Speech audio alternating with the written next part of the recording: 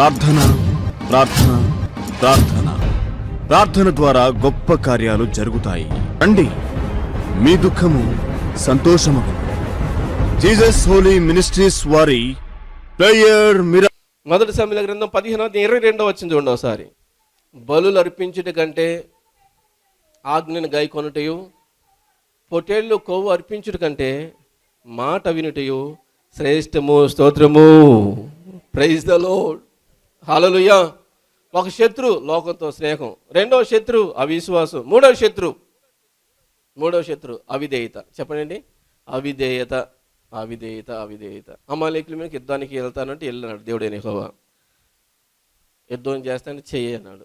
గెలుస్తామంటే గెలుస్తాం పోండి అన్నాడు. అయితే ఆయన ఏమనంటే ఎద్దులు కానీ, గొర్రెలు కానీ, ఏనుగులు కానీ, ఒంటెలను కానీ, గార్ధబొమ్మలు కానీ ఏవి కూడా తెచ్చుకోవద్దు, మొత్తం నిర్మూలన చేసినంటే అట్లానే అన్నాడు. అడుగు పోయిన తర్వాత క్రొవ్విన ఎద్దులను, వంటిలను, గొర్రెలను, గార్ధబొమ్మలను, ఏనుగులను అన్నీ కొవ్విని మంచి పుష్టిగా బలంగా ఉంటారు. రే ఇవన్నీ మనకు ఉపయోగపడ తీసరా అని మొత్తం తెచ్చుకున్నాడు. ఎందుకు తెచ్చుకున్నావు అని చెప్పానంటే, ఇదిగో ఈ సైన్యం ఏందయ్యా తీసుకెళ్ళమని తీసుకుని వచ్చాను. అట్లా తేకూడదు కదా అంటే, నీ దేవుడని యెహోవాకు దహన బలి అర్పించాలని, సమాధాన బలి అర్పించాలని తీసుకొని వచ్చేము అన్నాడు. అప్పుడు అంటున్నాడు, ఒకడు దహన బలులు అర్పించుడు కంటే ఆయన ఆజ్ఞను గైకొనుట శ్రేష్టము. గట్టిగా స్తోత్రం చెప్పండి, బిగ్గరగా స్తోత్రం చెప్పండి. పొట్టేళ్ళు కొవ్వు అర్పించుట కంటే మాట ఇనుట శ్రేష్టము. గట్టిగా స్తోత్రం చెప్పండి. ఇప్పుడు ఏం చేయాలా? మాట ఎవరు వింటారు? విధేయత కలిగిన వారు వింటారు. మాట ఎవరు వినరు? అవిధేయులు వినరు. విధేయతకి అవిధేయతకి తేడా ఏంటంటే, విధేయత కలిగిన వాడు దేవుడు ఒక మాట చెప్తే ఆ మాట ప్రకారంగా ఎంత నష్టం వచ్చినా చేస్తాడు. ఇంకంతే. గట్టిగా స్తోత్రం చెప్పు. ఎంత లాభం వస్తుంది అన్నా కానీ ఆ లాభం మొత్తం వదిలేసుకుంటాడు. ఇంకంతే. ఇప్పుడు గొర్రెలు, ఎడ్లు, ఇవన్నీ ఏనుగులు, వంటలన్నీ తెచ్చుకున్నాడు. బాగా బలిసి తెచ్చుకున్నాడు. లాభమే కదా, సౌలుకు లాభమే కదా, లాభమే. దేవుడని యెహోవా అంటే ఏది చేస్తారు? మొత్తాన్ని చంపేసి అన్నాడు. ఇప్పుడు అవి చంపటానికి నష్టంగా కనపడతా ఉన్నాయి, తెచ్చుకుంటే లాభంగా కనపడతా ఉన్నాయి. తెచ్చుకున్నాలే, అవి వస్తే లాభమని తన ఇష్ట ప్రకారంగా తెచ్చుకున్నాడు. ఎవరు? సౌలు. తన ఇష్ట ప్రకారంగా తెచ్చుకున్నాడు. దేవుని ఇష్ట ప్రకారంగా అయితే ఏ ఒక్కటి తీసుకురాకూడదు, మొత్తం హతమార్చటమే, వధించటమే. అది దేవుని ఇష్టం. అవిధేయత ఏం చేసింది ఈ వ్యక్తి జీవితంలో అంటే, అతని ఇష్టాన్ని జరిగించింది. విధేయతేమో దేవుని ఇష్టాన్ని జరిగించింది. గట్టిగా స్తోత్రం చెప్పు, బిగ్గరగా స్తోత్రం చెప్పు. ఆదికాండం 12వ అధ్యాయంలో నీ ఊరిని, నీ బంధువుల్ని, స్నేహితులు సమస్తాన్ని విడిచిపెట్టి నేను చూపించే దేశానికి వెళ్ళు, ఆకాశ నక్షత్రాలంతా నీ సంతానం విస్తరింపజేస్తా అంటే అబ్రాహాము అట్లా వెళ్ళిపోయాడు. ఇంకంతే. నష్టమా లాభమా? లాభమా? అమ్మాడు పొలం వదిలి పెట్టాలి, ఎందుకు లాభం అంటున్నారు? ఏం వదిలి పెట్టాలా? పొలం వదిలి పెట్టాలా? ఉన్న ఇల్లు వదిలి పెట్టాలా? సామాన్లు మొత్తం వేసుకొని రావడానికి ఇల్లే.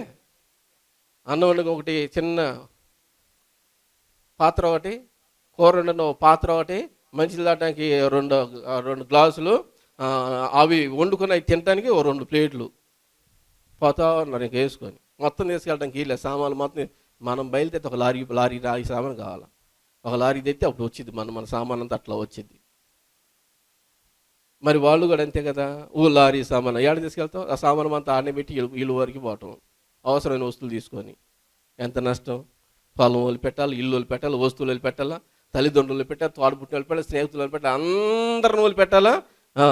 ఊరు కానీ ఊరు, దేశం కానీ దేశంలోకి అట్లాగే వెళ్ళిపోతూ ఉండాలి. ఎంత నష్టము. అయితే అబ్రహాముకి దేవుడని యెహోవా మాట చేయటం ఇష్టమై ఉంది. గట్టిగా స్తోత్రం చెప్పు. కారణం ఏంటంటే లోబడే వ్యక్తి ఆ వ్యక్తి విధేయత కలిగిన వాడు. అట్టి విధేయతతోటి ఆ వ్యక్తి ఏం చేసే సమస్తాన్ని విడిచిపెట్టి దేవుడని యెహోవా వెళ్ళమంటే వెళ్ళాడు. ఇంకంతే. ఆకాశ నక్షత్రాలంతా ఇసుకునేంత విస్తారంగా దీవెనలు దయచేశాడు ఆయన. గట్టి స్తోత్రం చెప్పు. తరతరాల వరకు తరిగిపోయిన సుకీర్తిని సంపాదించిన అబ్రహాము.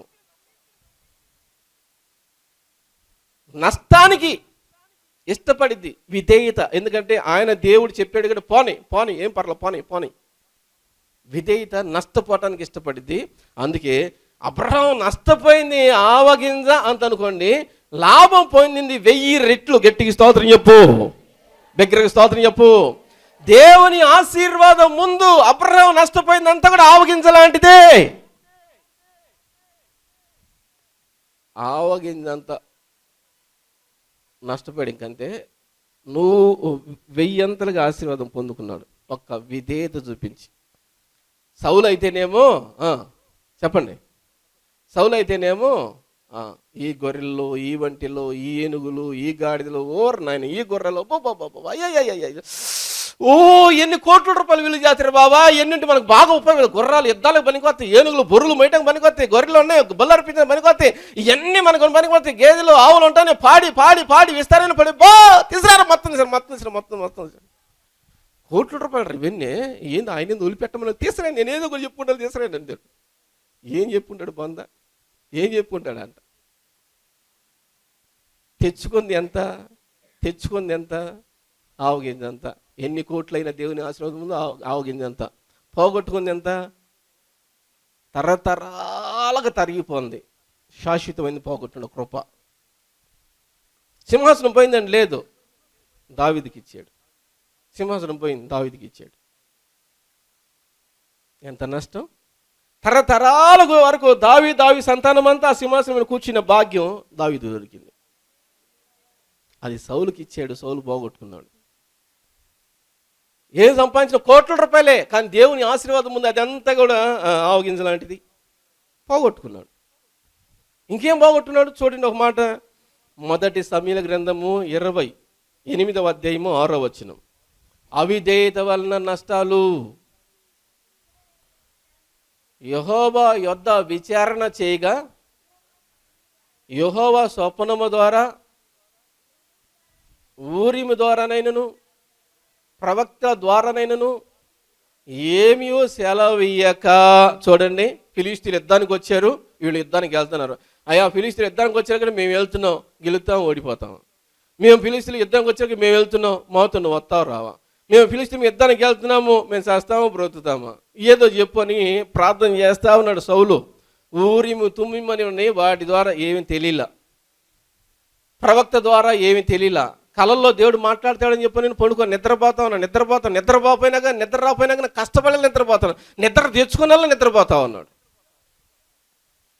ఆ కళల ద్వారా కూడా దేవుడైన యెహోవా ఏం అట్లా మౌనంగా అట్లా ఉన్నాడు. ఎన్ని సంవత్సరాలు అంటే 40 సంవత్సరాలు. ఎన్ని సంవత్సరాలండి? 40 సంవత్సరాలు దేవుడైన యెహోవా సౌలుతోటి మాట్లాడలేదు. 40 సంవత్సరాలు ప్రవక్త ఆ కుటుంబంలోకి అడుగు పెట్టలేదు. 40 సంవత్సరాలు అంత మౌనమే, ప్రవక్త మౌనమే, దేవుడు మౌనమే, దర్శనాలు మౌనమే, కళలో మౌనమే, మొత్తం మౌనమే. అప్పుడు వరకు దేవుడైన యెహోవా మాట్లాడుతూ ఉన్నాడు, సౌలు వచ్చి మాట్లాడుతూ ఉన్నాడు. అప్పుడైనా దేవుడైన యెహోవా కళల ద్వారా మాట్లాడుతున్నాడు, స్వప్నం ద్వారా మాట్లాడుతున్నాడు, దర్శనాల ద్వారా మాట్లాడుతూ ఉన్నాడు. సౌలు ఎప్పుడైతే అవిధేయత కలిగి వచ్చే ఆదాయం కోసము తన ఇష్టాన్ని నెరవేర్చుకొని దేవుని ఇష్టాన్ని పక్కన పెట్టాడో దేవుడు మాట్లాడటం మానేశాడు. అంతకంటే శాపగ్రస్తమైన జీవితం మరొకటి ఉండదు. దేవుడు మాట్లాడటం మానేయటం అంటే అది శాపగ్రస్తమైన జీవితం. దేవుడు ఒక వ్యక్తితో మాట్లాడలేదంటే ఆ వ్యక్తికి శాపగ్రస్తమైన జీవితం. అది ఆ శాపగ్రస్తమైన జీవితం సౌలు సంపాదించుకున్నాడు. కనుక ప్రౌపిల్లమైన మనము దేవుని సన్నిధిలో దేవుడు మాట్లాడితే మనం ఎక్కడికి వెళ్ళాలో ఎక్కడికి వెళ్ళకూడదో తెలిసిద్ది. దేవుడు మాట్లాడితే మన హృదయాల ఆదరణ ఓదార్పు కలిగిద్ది. దేవుడు మాట్లాడితే మన ఆత్మలో ఉజ్జీవం కలిగిద్ది. దేవుడు మాట్లాడితే పడిన స్థితిలో నుంచి లేవనెత్తబడతాం. దేవుడు మాట్లాడితే కృంగిన స్థితిలో నుంచి లేవనెత్తబడతాం. దేవుడు మాట్లాడితే చనిపోవాలి అనుకున్న వ్యక్తి బ్రతకాల నాశలు కలుగుతాయి. గట్టిగా స్తోత్రం చెప్పండి, దగ్గరికి స్తోత్రం చెప్పండి. నేను జావాలా అనుకుంటాను అనుకో, దేవుడిని యెహోవా ఒక మాట మాట్లాడితే చాలు ఆడు జావడు బతుకుతాడు. ఇంకా చెప్పు, గట్టికి స్తోత్రం చెప్పు, 2 శిలకి స్తోత్రం చెప్పు, దగ్గరికి స్తోత్రం చెప్పు. ప్రతి బాధను పక్కన పెట్టేసే దేవుడు, ప్రతి శ్రమను పక్కన పెట్టేసే దేవుడు, ప్రతి నిందను పక్కన పెట్టేసే దేవుడు, ప్రతి ప్రతికూల పరిస్థితిని దగ్గర నుంచి తొలగించి పక్కన పెట్టేసే దేవుడు, నిన్ను విజయోత్సవంతో ఊరేగించే దేవుడు ఆయన ఒక్క మాట మాట్లాడితే చచ్చిపోవాలన్న ఆలోచనలన్నీ తొలగిపోయి నేను యేసు కొరకు జీవించాలా అన్న ఆలోచనలు వస్తాయి. అలాంటి ఆ మాట ఆగిపోయిందంటే ఎంత శాపగ్రస్తమైన జీవితం సౌలుది, ఎంత శాపగ్రస్తమైన సౌలుది. ఏం జరిగింది చూడండి ఒకసారి. సో 1 సమూయేలు గ్రంథం 31వ అధ్యాయము 3, 4, 5, 6 వచనాలు చూడండి. సమూయేలు మొదటి గ్రంథము 31వ అధ్యాయము 4, 5, 6 చదువు. సున్నతి లేని వీరు వచ్చి నన్ను పొడిసి అపహాస్యము చేయకున్నట్లు నీ కత్తి దూసి దాని చేత నన్ను పొడమని తన ఆయుధములు మోయవానితో చెప్పగా వాడు భయపడి అలాగూ చేయకుండెను. సౌలు తన కత్తి మీద తానుబడి చనిపోయిను, ఆయన కుమారుడు 3 చనిపోయిను. ఆ తర్వాత ఆయుధాలు మోసేవాడు సౌలు చనిపోడు చూసి వాడు కూడా చనిపోయిను. తన వారందరూ ఒక్క దినమందే చనిపోయిను. ఈ విషయాలు అక్కడ ఉంటాయి. సౌలు చనిపోయాడా? ఆ స్థితిని చూసిన ఆయుధాలు మోసేవాడు చనిపోయాడు. సౌలు 3 కుమారులు యుద్ధంలో చనిపోయారు. సౌలు సంబంధించిన సైనికులందరూ చనిపోయారు. ఒక్క దినమంది వీళ్ళందరూ గిల్బోవ పర్వతం మీద అట్లా ప్రాణాలు వదిలేశారు. ఎంత దైనందిన స్థితి అండి. దేవుడైన యెహోవా తోడుగా ఉన్నప్పుడు రాజులను జయించారు వాళ్ళు, సైన్యాన్ని జయించారు వాళ్ళు, లోకాన్ని జయించారు వాళ్ళు, సాతాన్ని జయించారు వాళ్ళు, సమస్తాన్ని జయించారు. ఆయన మాట్లాడినప్పుడు, ఆయన తోడుగా ఉన్నప్పుడు జయ జీవితం విజయోత్సవంతో ఊరేగారు. ఎప్పుడైతే అతనిష్టాన్ని నెరవేర్చుకొని దేవుని ఇష్టాన్ని పక్కన పెట్టేసి విధేయతకు బదులు అవిధేయత చూపించాడో తన జీవితంలో సంపాదించుకుంది ఏంటంటే శాపగ్రస్తమైన జీవితం. ఆ శాపగ్రస్తమైన జీవితం ద్వారానే తన కత్తి మీద తనబడి చనిపోయాడు. ఆ శాపగ్రస్తమైన జీవితం ద్వారా తన ఆయుధాలు మోసేవాడు చనిపోయాడు. ఆ శాపగ్రస్తమైన జీవితంలో 3 కుమారులు చనిపోయారు. ఆ శాపగ్రస్తమైన జీవితంతోనే సైన్యంలో సైనికులందరూ చనిపోయారు ఒక్క దినం మందే. అది దైనందిన జీవితం. దావీదుకే గుండెలు పగిలిపోయి ఏడుస్తూ దేవుని సన్నిధిలో మొరపెట్టుకున్నాడు. అవును, అంత అవసరమా మనకి చెప్పండి? అంత అవసరమా? దేవుడు నీతో ఏం మాట్లాడి దాని ప్రకారంగా జీవించి ఇంకంతే. గట్టి స్తోత్రం చెప్పు, బిగ్గర స్తోత్రం చెప్పు. సౌలు గనక ఆ గార్ధపాలం ఏనుగులను, వంటిలను, గొర్రెలను, ఎడ్లను ఏమి తీసుకొని రావద్దంటే అవి తీసుకొని రాకుండా సౌలు అక్కడనే హతమార్చినట్టుగైతే సౌలుతో దేవుడు మాట్లాడేవాడు. సౌలు పక్షాన దేవుని పోరాడేవాడు. ఈ ఫిలిస్తీన్ సైన్యవంతుల మీద, రాజు మీద జయని కలిగించేవాడు. చుట్టుపక్కల ఎన్ని దేశాలు నా దేశాలన్నిటి మీద జయను ప్రసాదించేవాడు, సింహాసనాన్ని స్థిరపరిచేవాడు. దావీదుని గురించి ఒక మాట మనం చదువుకుంటాం బైబిల్లో. దావీదుకు 4 దిశల నెమ్మది కలిగిను అని రాయబడి ఉంది. కారణం ఏంటంటే దేవుడైన యెహోవా దావీదుకు తోడుగండి అతను పోయిన చోట్ల జయాన్ని ప్రసాదించి విజయవంతమైన జీవితం దావీదు నింపాడు గనక శత్రువులందరూ ఓడిపోయి సైలెంట్ మౌనంగా ఉన్నారు. మీకు దండం పెడతాను నాయన, మాతో నీకెందుకు అంటారు దావీదుతోటి.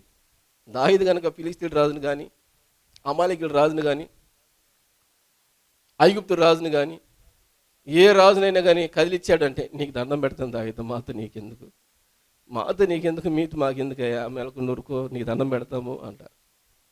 అట్లా సైలెంట్గా ఉండిపోయారు. అందుకే దావీదుకు 4 దిశల నెమ్మది కలిగిన లేఖంలో సెలవిస్తాం. గట్టి స్తోత్రం చెప్పు. ఆ జీవితం సౌలు పొందుకోవాల్సిన వ్యక్తి. దేవుడైన యెహోవా మాట్లాడుతూ ఉండాల్సింది. దేవుడైన యెహోవా వాళ్ళతో పాటు వెళ్తూ ఉండాల్సింది. దేవుడైన యెహోవా శత్రులందరూ మీద జయాన్ని ప్రసాదించి 4 దిశల నెమ్మదిని కలిగించి ప్రశాంతతను కలిగించాల్సింది వ్యక్తి.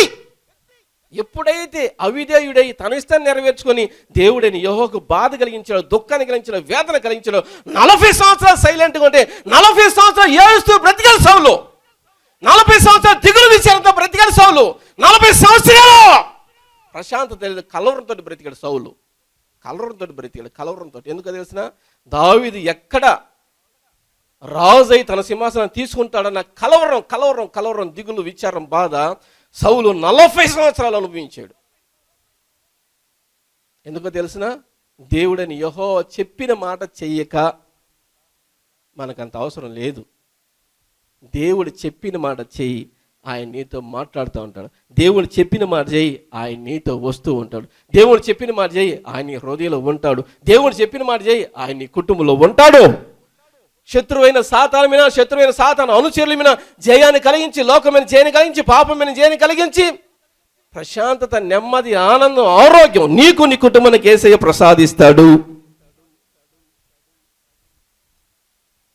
ఏందప్పల్లారు అట్టా చూస్తున్నారు? చెప్పు, గట్టి స్తోత్రం చెప్పు, దగ్గర స్తోత్రం చెప్పు. నేను ఏమన్నాను? దేవుడు చెప్పింది చేయండి. శత్రువైన సాతాను సమూహాని మీద, లోకమైన పాపమైన జయని కలిగించి నీకు నీ కుటుంబానికి ప్రశాంతనిచ్చి ఆశీర్వాదిస్తా అంటే స్తోత్రము అనాల్సింది పోయి అట్ట ఊసూరుమంటూ చూస్తున్నారు. ఏంది అబ్బే చెప్పండి, గెలి స్తోత్రం చెప్పండి. ఇది ఎల్లవయ్య అన్నట్టుంది. ఇస్సాగారు ఒక్కడే అల్లులయ్య అన్నాడు, మీరు అందరూ ఎల్లవయ్య అన్నట్టుంది. గమనించండి, దేవుని బిడ్డలు అయ్యండి మనం. దేవుని సన్నిధి ఆయన ఏం దేవుడు అండి ఆయన, బాబా ఎంత గొప్ప దేవుడు అయినా. మాటలాడితే ఇంకంతే సంగతి. శత్రువు ఇంకంతే ఓడిపోవటం. ఆయన వాక్ రిలీజ్ అయితే ఇంకంతే సంగతి. పిల్లంగి లోకంలో జీవిస్తూ ఉన్నప్పుడు ఒక్క మాట అండి, ఒక్క మాట అరే అవి తెచ్చుకోమాక అని ఒక్క మాట చెప్పాడు. ఆ ఒక్క మాటకి తిరుగుబాటు చేసి అవిధేయత వలన వాటిని తెచ్చుకున్నాడే, ఆ ఒక్కటే సౌలు 40 సంవత్సరాల కలవరము, దిగులు, విచారముతో జీవించి శత్రు చేతిలో ఓడిపోయి తాను తన కుమారులు ఆయుధాలు మోసే వ్యక్తి సైన్యం అంతా చనిపోయి ఒక్క దినమందే గిల్బోవ పర్వతం మీద. ఎంత దౌర్భాగ్యమైన పరిస్థితి. దేవుడు అలాంటి స్థితి మనకి రాకుండా చేయనుగాక. దేవుడైన యేసే మాట మనం ఎల్లప్పుడూ యేసునాలో విందుముగాక. విధేయత కలిగిన హృదయం మనకి యేసునాలో అనుగ్రహించబడును గాక. అవును, దేవుని పిల్లంగి లోకంలో జీవిస్తున్నప్పుడు దైవ జనుని ద్వారా దేవుడు నీతో మాట్లాడుతున్నప్పుడు అది ఆరాధన కావచ్చు, ఉపవాస ప్రార్థన కావచ్చు, ఆల్నీటి ప్రేయర్ కావచ్చు, అది ఆ సువార్త కూడికలు కావచ్చు, నువ్వు బైబుల్ చదువుతున్నప్పుడు కావచ్చు. దేవుడు ఏ మాట మాట్లాడాడో దాన్ని చెయ్యి. వద్దు అంటే మానే, చెయ్యమంటే చెయ్యి, ఇంకంతే. వద్దంటే మానే, అది చేయమాకంటే చేయమాక, ఇది చెయ్యి అంటే చెయ్యి. అప్పుడు నీవు నీ కుటుంబం అంతా ఆశీర్వదించబడతారు. లోకంతో స్నేహం వద్దు, ఈ రోజు నుంచి మాని. అవిశ్వాసం రానియొద్దు, దేవుని యందు విశ్వాసం ఉంచు. దేవుని మాటకు అవిధేయత చూపించక, విధేయత చూపించి దేవుని సన్నిధిలో నడుస్తూ ఉండు. ఈరోజు దేవుడు నీతో మాట్లాడుతూ ఉన్నాడు. ఆయన చెప్పిన మాట ప్రకారం చేస్తూ ఉండు. నీ మీద జయించేవాడు ఎవడు ఉండడు. కలవరాలు, దుఃఖాలు, వేదనలో సైతం తెస్తాడు, కానీ అవన్నీ అట్లా వెళ్ళిపోతాయి.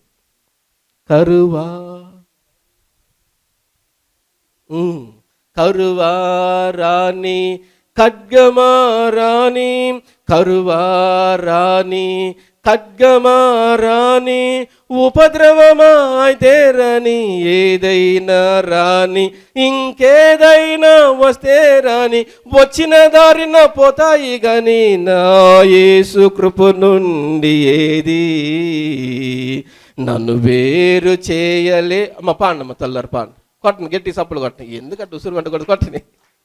నా యేసు కృప నుండి ఏది నన్ను వేరు చేయలేదుగా.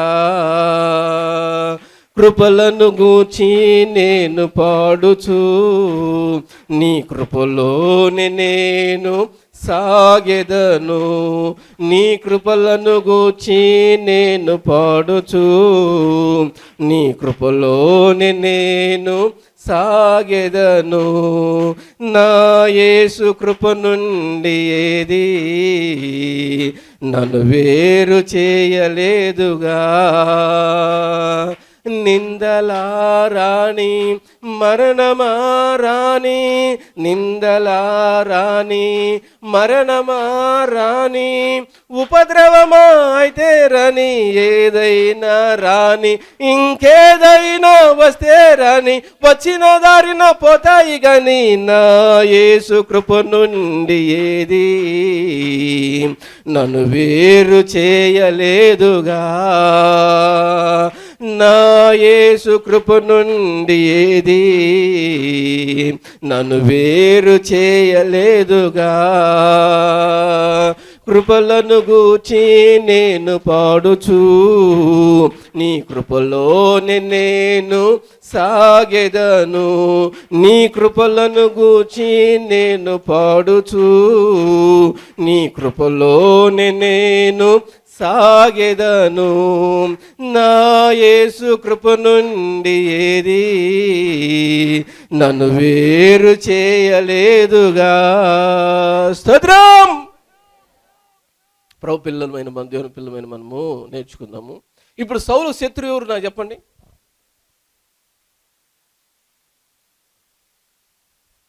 సౌలా నీ శత్రువు ఎవరంటే దావీదు అంటాడు. ఎందుకంటే నా సింహాసనం కొట్టేయడానికి చూస్తున్నాడయ్యా, వాడికి ఇస్తా అంట దేవుడని యెహోవా అంటాడు. సౌలా నీ శత్రువు అన్న ఫిలిస్తీన్లు ఇప్పుడు ఇద్దరికి వస్తున్నారు, నా మీదకి వాళ్ళే నా శత్రువు అంటారు. సౌలా నీ శత్రువు ఎవరు? అమాలేకీయులు. ఎవరు ఇద్దరికి వస్తే వాళ్ళు అంటారు. నేనంటాను సౌలు శత్రువు ఎవరు అంటే, పరిశుద్ధాత్మ దేవుడు అంటాడు సౌలు శత్రువు ఎవరు అంటే, దేవుడని యెహోవా అంటాడు సౌలు శత్రువు ఎవరు అంటే అవిధేయత. చెప్పండి, అవిధేయత. అవిధేయతే సౌలుకున్న ప్రధానమైన శత్రువు. అట్టి అవిధేయత కలిగిన వాడై సమస్తాన్ని పోగొట్టుకొని ఓడిపోయి ప్రాణాన్ని కూడా పోగొట్టుకున్నాడు. అందుకే అన్నాడు, ఒకడు లోకమంతా సంపాదించుకొని వాని ప్రాణాన్ని పోగొట్టిన వాడికి ఏం ప్రయోజనము అన్నాడు. కనుక ప్రోపిల్లంగా ఈ లోకంలో జీవిస్తున్నప్పుడు సౌలు శత్రువు ఎవరు అంటే అవిధేయత. 3 విషయాలు చెప్పండి. మన శత్రువులు ఎవరు చెప్పండి? మన శత్రువులు ఎవరు? లోక స్నేహం. ఈ రోజు నుంచి లోక స్నేహం చేయమాక. అబ్బా నోర్మై నోర్మై. ఎవరు నీకు అప్ప? ఎవరు అక్క? ఎవరు నీకు అక్క? ఎవరు? కరెక్టే. అనిల్ కుమార్ అయితే బాగా తిప్పుతాడు మూతే. మీరు కూడా బాగా తిప్పుతారులే కదా, బాగా తిప్పరు. ఏంది అట్ట చూస్తున్నా? మీరు అసలు మీరేనమ్మా తిప్పేది. ఎవరు అప్ప? ఎవరు అన్న? ఎవరు తమ్ముడు? ఎవరు? నీకు నాకు ఆడిపోతే నేను పరలోకి నువ్వు నరకలే మనసులో అనుకో, పైకి మాకు అబ్బా అంటాడు మళ్ళీ. మనసులో అనుకో అంతే. సహవాసం చేయమాక, జాగ్రత్త. 1. 2, అవిశ్వాసం రాని మాక. మన అర్హత యోగ్యతను కాదు బట్టి కాదు కానీ ఆయన కృప కలిగినాడు కాబట్టి మన ప్రార్థన వింటున్నాడు. విశ్వాసం ముంచి ఇంకెంత అవిశ్వాసం రాని మాక. 3, అవిధేయత. అవిధేయత. దేవుని మాటిను, చెయ్యంటే చెయ్యి, వద్దంటే మాని. ఇంకంతే. ఈ రోజున లోక స్నేహం వద్దన్నాడు, మాని. అవిశ్వాసం వద్దన్న రాని మాక, అవిశ్వాసం ముంచు. అవిధేయత రాని మాక, విధేయత కలిగిన వ్యక్తి అయి దేవుని సన్నిధిలో కొనసాగు. ఈ 3 విషయాలు గుర్తుపెట్టుకో. నీకంటే ధన్యులు ఇంకొకళ్ళు ఉండరు. దశలోనికలికి రాసిన మొదటి పత్రిక 4వ అధ్యాయం 16వ వచనం. ఆర్భాటంతోను ప్రధాన దూత శబ్దంతోను దేవుని బోరతోను పరలోకం నుండి ప్రభు దిగివచ్చును. క్రీస్తునందు మృతులైన వారు మొదట లేతురు.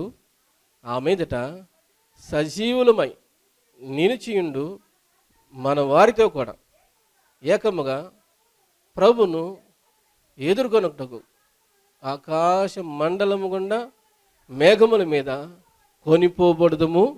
కాగా మనము సదాకాలము, అబ్బా ఏ మాట అండి, ఏసే మధ్యాకాశానికి వస్తాడు. ప్రధాన ఆర్భాటంతో ప్రధాన దూత శబ్దంతో వస్తాడు.